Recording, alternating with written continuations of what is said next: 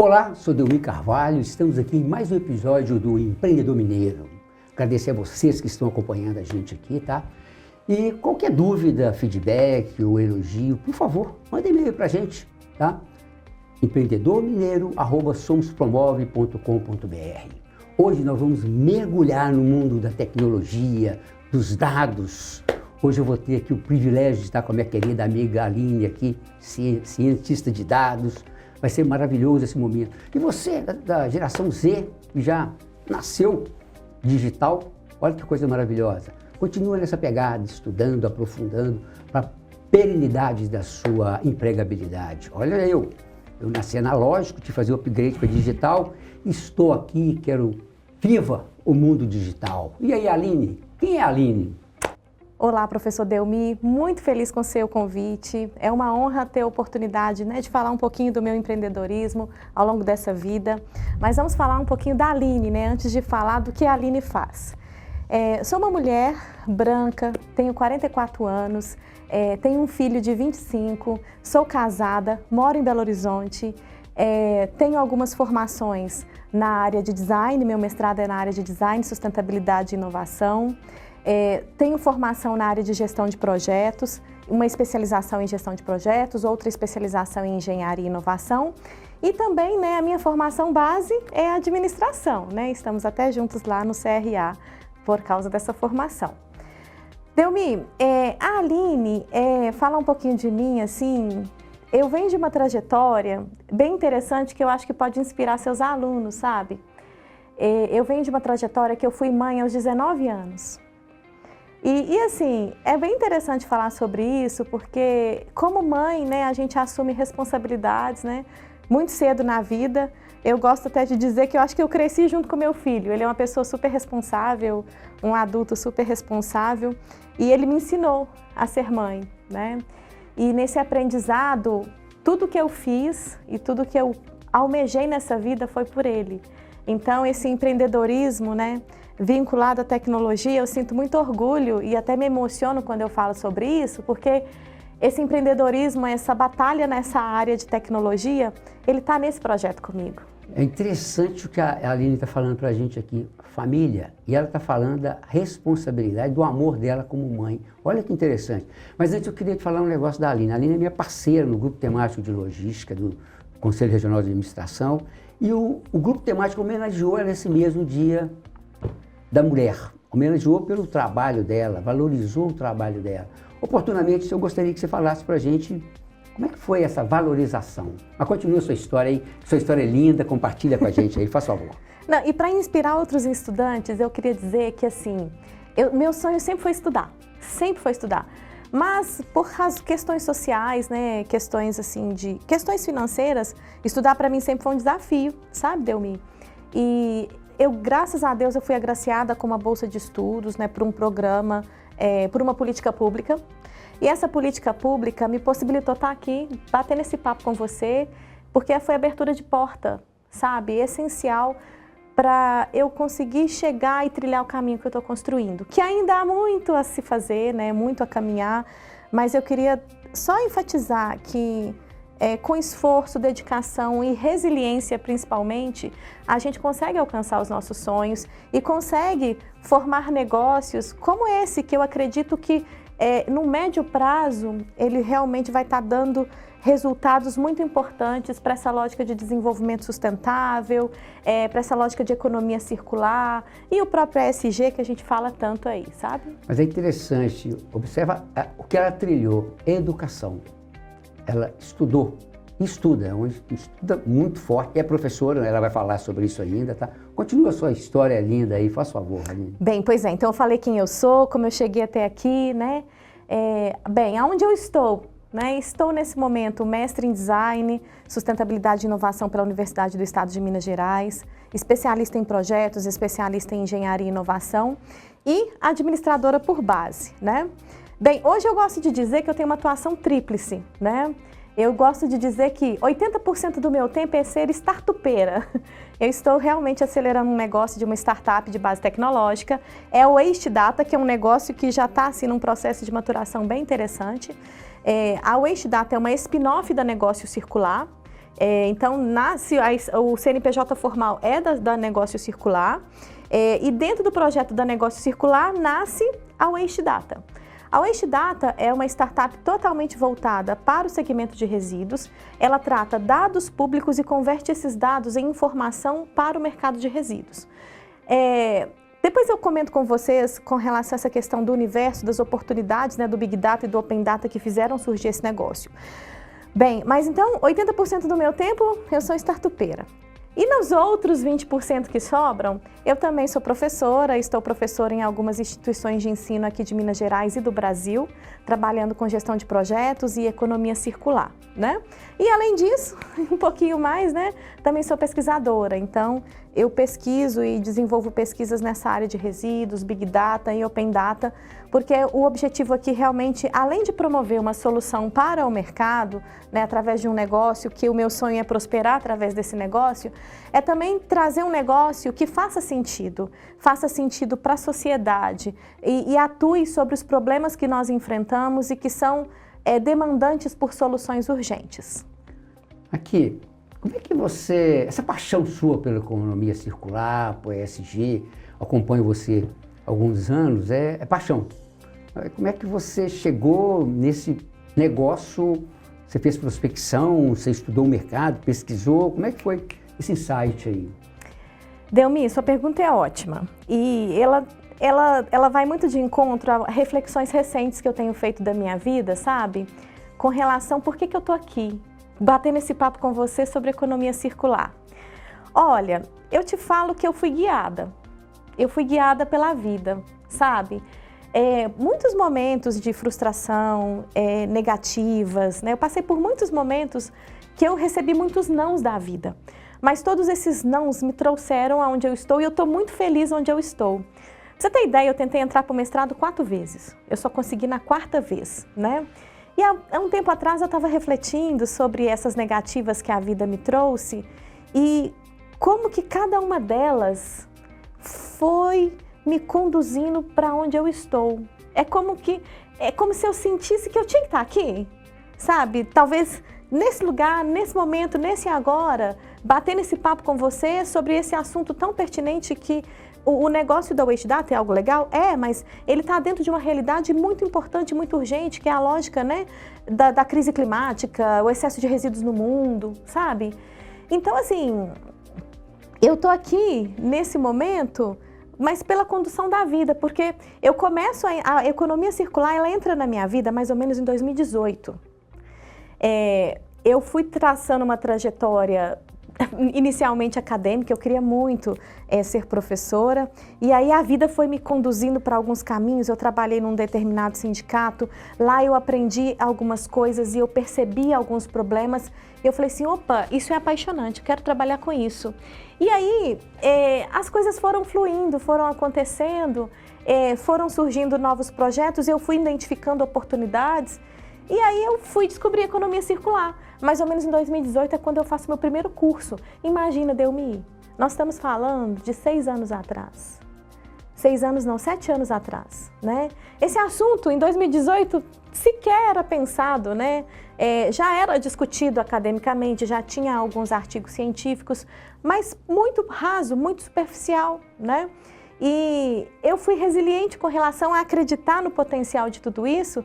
E desde então eu tenho estudado muito, porque não vou parar de estudar nunca, né? Uma certeza que eu tenho não dá para parar de estudar nunca mais.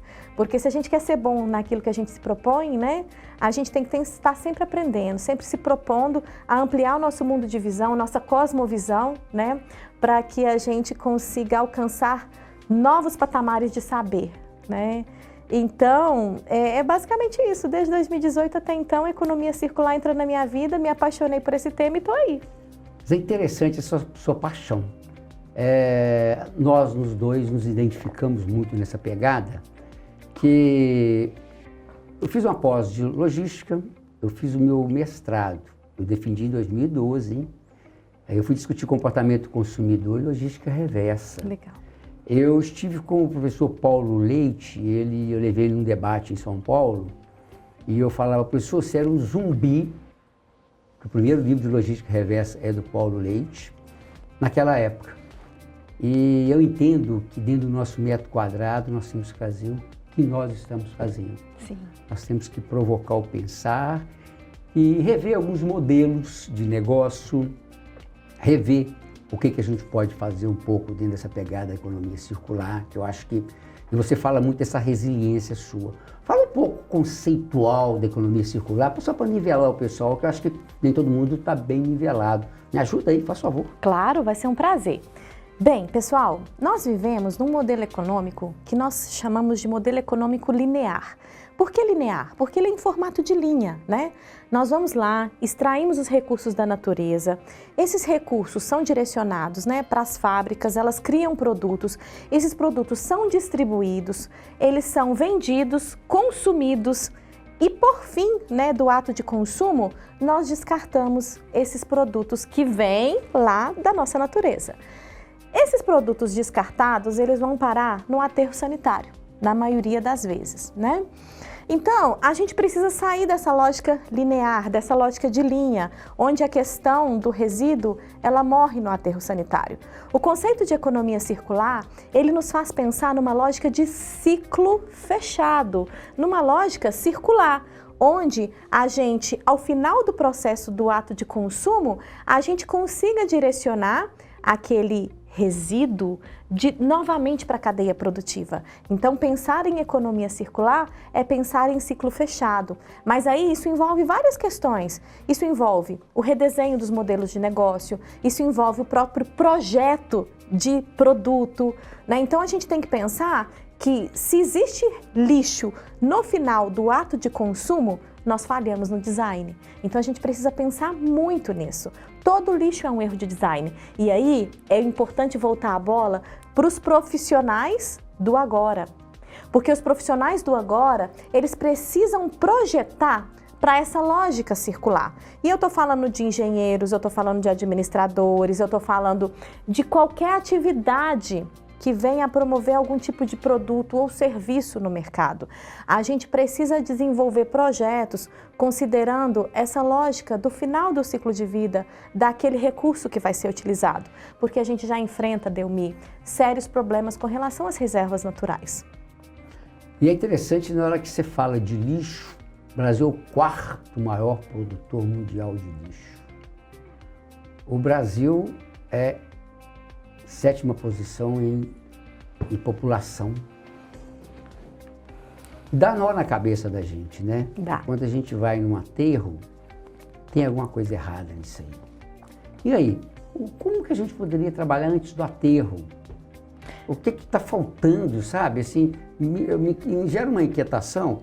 A Política Nacional de Resíduos Sólidos foi aprovada em 2010. Ela demorou 20 anos para ela ser aprovada. 2010, agora tem 15 anos. Não andou muito pouco. Andou sim. Tá? E nós temos que andar muito, a 1000 por hora. A gente tem que acelerar o passo, porque a questão está muito crítica, né? E outra coisa interessante, só para complementar, antes que eu passe a palavra para você, a temperatura está totalmente desequilibrada, tem alguma coisa errada acontecendo, e não dá para a gente negar essa situação. Isso é sério. Cabe a nós, cidadão, a nós, profissionais. Eu falo muito com os alunos e com o meu ciclo de relacionamento, o que eu posso fazer dentro do meu metro quadrado. Uhum. E isso aqui nós estamos dando voz com uma pessoa que é especialista na pegada. Me ajuda aí, faz favor. Bem, Delmi, por que a gente chegou aqui, né? Eu até gosto muito de dizer que a Revolução Industrial, ela não foi planejada, ela foi acontecendo, né? E às vezes é difícil da gente realmente adquirir conhecimento e as interfaces e as interdependências, né, que os problemas eles possuem entre si, torna tudo mais complicado de se resolver, né? Então, assim, antigamente a gente tinha uma mentalidade que os recursos eram infinitos. E lá, a partir de 1945, que com a formação das Nações Unidas, né, que a gente começa a perceber e começa uma discussão com essa questão de finitude. A gente começa a considerar essa lógica de finitude. Só que de lá para cá foram muitos anos que se passaram e a gente ainda está quase que na estaca zero, né? Então, isso é muito complicado, né? Mas, assim, há todo um recorte, né, de marcos importantes para essa era da sustentabilidade, né? Mas eu acho que aquela nossa ausência de pensar nos reflexos, nos impactos, né, nos faz estar onde nós estamos hoje. E só trazendo um dado com relação ao Brasil, nós temos algumas estimativas que no Brasil nós geramos cerca de 80 milhões de toneladas de resíduos todos os anos, né?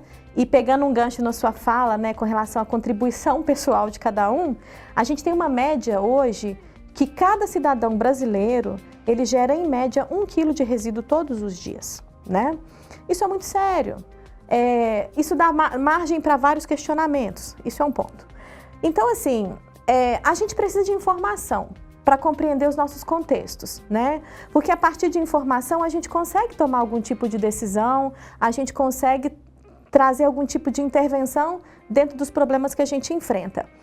Então, voltando a essa lógica de 80 milhões de toneladas de resíduos que nós geramos, essas 80 milhões de toneladas de resíduos, elas representam cerca de 120 bilhões em reais em recursos que vão parar nos aterros sanitários. Então, a maior parte dessas 80 milhões de toneladas de resíduos vão parar no aterro sanitário, ciclo econômico completamente linear.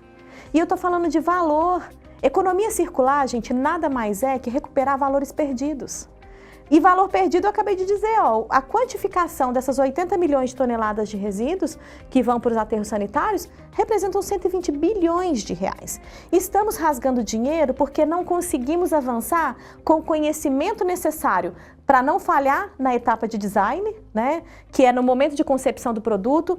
Mas, claro, a gente também tem que ponderar que o conhecimento ele vai sendo construído, a gente está avançando, a gente tem que se perdoar por isso, mas tem que acelerar o passo para buscar esse conhecimento rápido, entendeu? É interessante, no momento que a gente discute a pegada do ESG, eu tenho observado que alguns empresários, eles estão tendo uma percepção, uma conscientização em cima disso.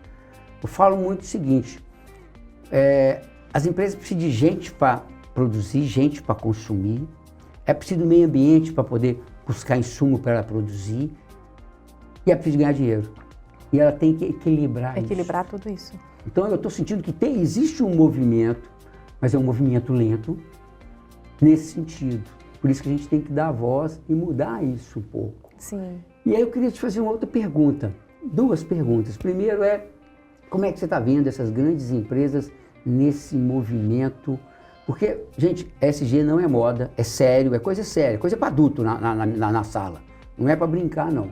Não é para fazer marketing, não. Mas eu estou vendo algumas empresas com seriedade nessa pegada. Que isso é positivo. Sim.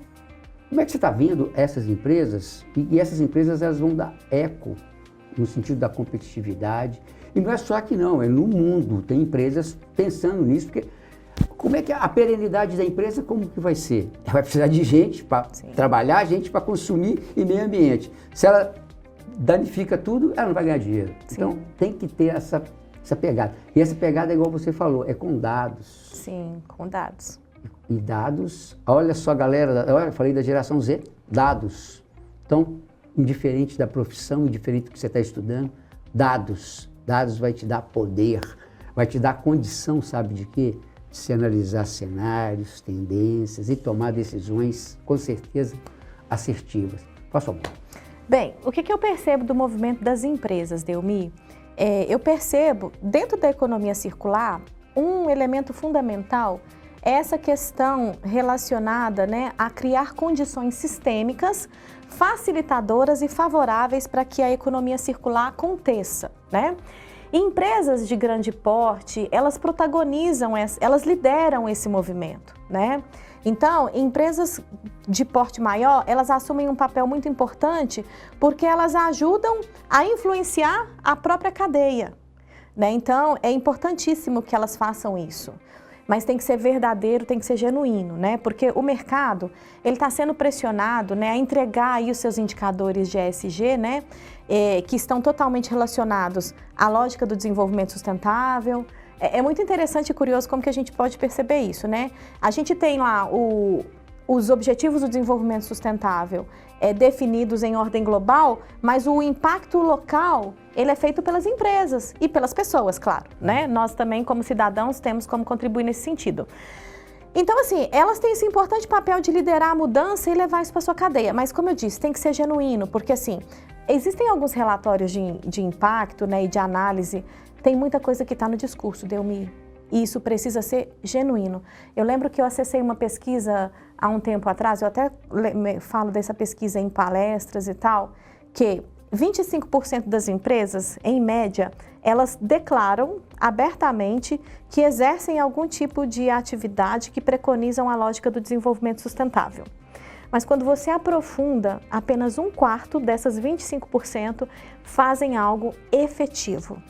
E aí aquela lógica do greenwashing, né, que é pintar de verde. Então, a gente tem que sumir dessa lógica. A gente tem que realmente preconizar ações efetivas que realmente nos ajudem a combater os dilemas relacionados aos problemas do desenvolvimento sustentável. E aí se envolve a questão econômica, a questão social e a questão ambiental. Me ajuda aqui. Tudo acontece nas cidades. Tudo acontece nas cidades. Coleta de lixo na cidade, a geração na cidade, o aterro está na cidade. O que falta no poder público? Porque nós estamos discutindo aí o social e o ambiental. Nós estamos discutindo saneamento. Nós estamos discutindo o custo do não saneamento. Você vai pagar com saúde e baixa produtividade. Sim. Como é que você está vendo? Você está vendo os executivos, os gestores públicos? Como é que está essa pegada aí? Bem, Delmi, outra pergunta interessante, né? Eu vou te dar o meu ponto de vista. O que eu percebo? Nós até possuímos boas legislações, né? A questão é colocar tudo isso em prática. O conhecimento, ele é determinante para a gente avançar. E assim, o que eu observo é que os gestores públicos, eles precisam buscar conhecimentos para si mesmos, né? Para que eles liderem a mudança, né, através do seu trabalho com fundamentação. A gente, eu percebo, outro dia eu estava com uma proposta de projeto muito interessante, a gente já não avançou com ela, mas a gente queria analisar planos de governo e a sua aderência aos Objetivos do Desenvolvimento Sustentável. E assim, a gente chegou a fazer isso, um recorte, né, de planos de governo para a presidência, para tentar verificar como que esses planos de governo a presidentes, né, do país consideravam essas perspectivas. E assim, a gente vê que até para planos de governo à presidência, ainda há uma baixa incorporação dos ODSs. Então, a gente precisa muito de difundir esse saber, difundir essa necessidade e para que isso também acesse o eixo político, para que essas pessoas, né, que vão ser os nossos representantes, que eles incorporem nas suas pautas. Mas aí é muito importante também a participação cidadã, né? A gente também não pode assinar um cheque em branco para o cara ir lá e representar os meus interesses, né? Eu acho que a gente precisa pensar num modelo de participação cidadã, onde eu consiga também fiscalizar o próprio governo, fiscalizar o recurso e o orçamento da minha cidade. Inclusive, pessoal, tem uma plataforma de dados abertos relacionados ao orçamento que é riquíssima. O Tribunal de Contas do Estado e de todos os estados brasileiros, né, eles disponibilizam publicamente, vocês podem baixar a qualquer momento, dados relacionados ao município de vocês. Lá vocês conseguem ver o que cada município está gastando com todos os programas que aquele município se propõe a desenvolver. Então, não adianta só cobrar também dos políticos não, sabe? Eu acho que a gente tem o dever de se corresponsabilizar e ficar de olho nas questões do orçamento, ver para onde que está indo o recurso, sabe? A gente precisa elevar a nossa capacidade crítica para que a gente consiga mudar a realidade nos nossos entornos. Talvez a gente precise se agrupar a outras pessoas, buscar mais conhecimento sobre um determinado assunto, fazer uma reunião com o prefeito, com o vereador, levar os nossos interesses, entendeu? Porque se a gente ficar nessa de, deixa que ele lá resolve, deixa que ele lá me representa, os nossos interesses não vão ser considerados. Interessante a sua fala. Nós não estamos falando de política A e B, gente. Nós estamos falando de projeto de Estado. É muito maior isso. E passa por uma conscientização nossa. E a gente ter capacidade de influenciar para o bem. Porque observa, se nós conseguirmos caminhar nos projetos, observa, ela falou das ODS. ODS, nós estamos discutindo 2030. Não vai dar certo, nós não vamos chegar em lugar nenhum em 2030. Só falta 5 anos. Então você percebe a complexidade do buraco que nós entramos. É sério. E não dá para brincar com isso. Nós estamos brincando. E está negligenciando há anos. E só está adiando. O negócio é muito sério e muito complexo, essa questão. Você tem algum case interessante a nível de mundo aí que você podia compartilhar com a gente? Que eles estão numa pegada mais de projeto de Estado, mais assim, que diga, tem um retorno no coletivo? Olha, Delmi, eu fiz uma viagem recentemente para fora, né? Em outubro do ano passado, eu tive a oportunidade de visitar a Europa, né? E tive a oportunidade de conhecer como eles estão estruturados para algumas lógicas vinculadas, inclusive, à logística reversa, né? Olha, eu entendo que eles estão um pouco mais à frente que a gente, mas ainda há muito a se avançar, né? Europa, China, eles têm essa perspectiva de economia circular há muitos anos, né?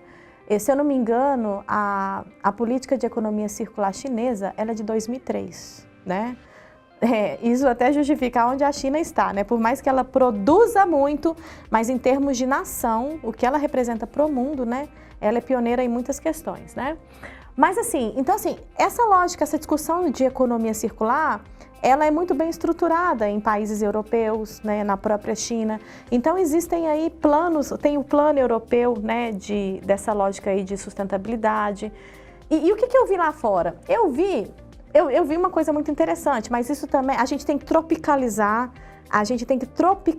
as questões, né? Porque não adianta trazer uma solução para lá, de lá para cá, sabendo que a nossa realidade é um pouco diferente e nós temos nuances, né, econômicas e sociais um pouco diferentes. Mas eu achei muito interessante porque na Europa eu cheguei a ver containers para doação de roupas, contentores para entrega de óleo, de cozinha, que são projetos necessários para evitar a contaminação do meio ambiente. Isso é resíduo. Isso é recurso, né? Aqui em Belo Horizonte mesmo, nós temos um projeto muito interessante, que é o projeto da Doe Óleo, do Rodolfo Mares, um projeto fantástico de retorno do óleo de cozinha, né? Então, assim, eu poderia citar essas legislações internacionais e os avançamentos que elas estão propondo nesses países e como isso tem influenciado, né? O que eu achei interessante na Europa é que todas as garrafinhas, todo produto que você consome, que tem uma tampinha acoplada, ele já vem com aquela tampinha bem fixada, para ela não se perder. Isso é um grande problema, né? Isso é um grande problema que inviabiliza o retorno dessas embalagens para o processo, né, de reciclagem, para que a gente consiga recuperar valores perdidos aí.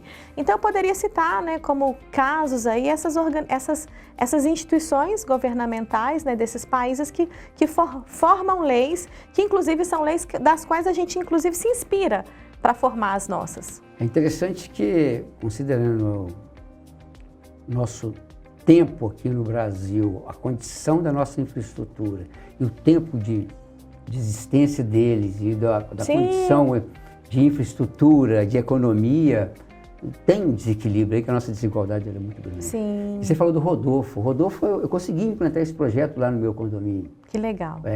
Está funcionando. Mas eu queria colocar tudo, fazer o simples, mas é difícil. Mas eu vou chegar lá. Calma aí. Isso é uma questão que envolve cultura, né, Delmi? Porque assim, a gente vive um paradoxo, né? Porque a gente tem um paradoxo do consumo que é estimulado, e, ao mesmo tempo, a questão da necessidade de reduzir o consumo ou de consumir de forma consciente, né? Aí você tem uma outra questão, infraestrutura. Como o governo, né, as políticas, o governo, a gente já observa muitas dificuldades nessa questão de gerenciar os grandes problemas que nós vivemos, né?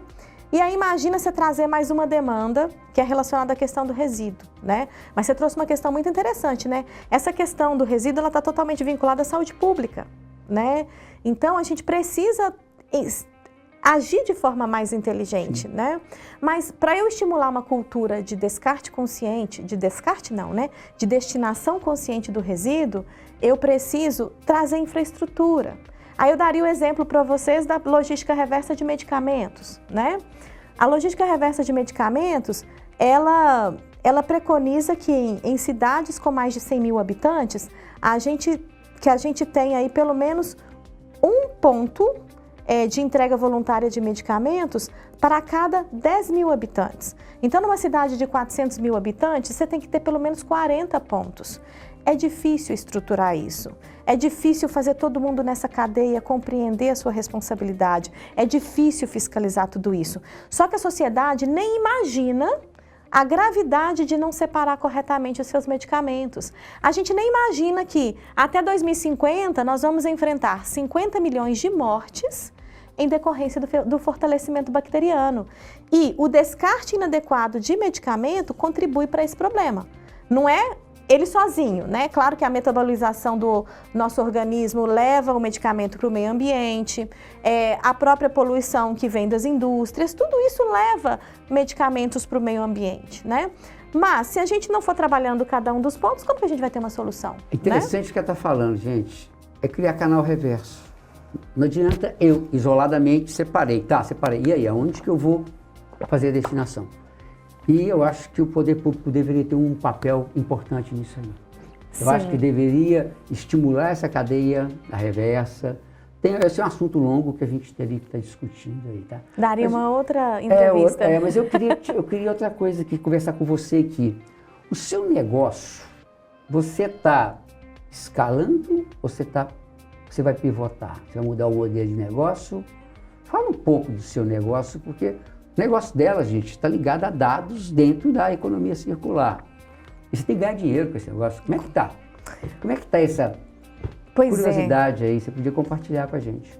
Delmi, eu estou num momento muito reflexivo, né? Porque a gente cria uma solução e se apaixona por ela, né? E eu estou num momento que ela está mudando. Ela está mudando dentro de nós. O que acontece? A Waste Data, ela em breve vai deixar de ter esse nome. A Waste Data, ela trabalha dado para o segmento de resíduos. Acho que isso já está claro aqui na nossa conversa, né? Esse dado é um dado de ordem pública, um dado que ele existe por causa de políticas públicas que preconizam a importância da transparência ambiental com relação a dados, né, das transações que existem aí entre as várias empresas que geram resíduos. Enfim, a Waste Data, ela pega esse dado e converte esse dado a partir de um olhar, uma perspectiva, que podem existir várias, né? E ela converte esse dado em alguma informação útil para o mercado, para que o mercado compreenda a si mesmo, tá? E aí, isso fortalece processos decisórios, isso auxilia, né, processos de prospecção comercial ou processos de entendimento de um determinado perfil, né, de gerador de resíduos. Só que quando a gente criou a solução, a gente criou com esse foco. A gente criou a solução com foco no mercado de empresas de tratamento de resíduos. Só que com a insistência nesse modelo de negócio, por perceber o potencial, né, do Big Data para essa lógica ambiental que a gente enfrenta em termos de problema, a gente começou a identificar novas necessidades. E necessidades muito maiores do que as percebidas nas empresas que atuam com soluções de tratamento. Então a gente está no momento de pivotar. A gente está pivotando a nossa solução, né? Porque a gente entendeu que o mercado de empresas de tratamento é um mercado válido? Mas a gente tem dores muito maiores que precisam ser sanadas quando a gente pensa nessa lógica de crédito de carbono, né, de como que as empresas podem recuperar carbono, às vezes optando por um destinador mais próximo à sua sede, né, à sua fábrica. Ao mesmo tempo, as empresas, né, de geradoras de resíduo, elas têm dificuldade de encontrar empresas de tratamento na sua localidade. Então, a gente está conectando vários dados de ordem pública para que essas empresas favoreçam-se aí nesse tipo de informação. Então, é a informação trazendo acesso para o desenvolvimento sustentável. Então, você vai pivotar mesmo, interessante. Mas, por outro lado, olha que interessante, ela está puxando a demanda. Ela viu como oportunidade de negócio. Por outro lado, acho que é interessante, talvez, fazer alguma gestão também do poder público para a gente trabalhar um pouco na legislação. Sim. Eu acho que a gente temos que também trabalhar um pouco nessa cadeia. Outra, a reforma tributária está aí, eu não sei até onde ela pode impactar o seu negócio, coisa para estudar. Sim. E outra, você está apaixonada com o negócio, mas você é empresária, tá? Sim, exatamente, então, né? Vai até onde que vai essa... Ô, gente, está delicioso esse papo aqui, mas a gente está no limite nosso aqui, tá? Mas para encerrar, eu gostaria que você fizesse as considerações finais e 3 palavrinhas que bombou sua cabeça, como é que você... mas fala um pouco antes, espera aí. Como é que foi a sua sensação da nossa homenagem, nosso grupo temático de logística, por favor? Eu me senti muito honrada, né? Me sinto honrada de receber essa homenagem e me sinto honrada de ser uma mulher que está contribuindo, né, para essa lógica de transição do linear para o circular, né? Então, eu me sinto muito feliz de ser uma voz que representa outras vozes e que fala através de outras vozes para batalhar por um futuro melhor para todos nós.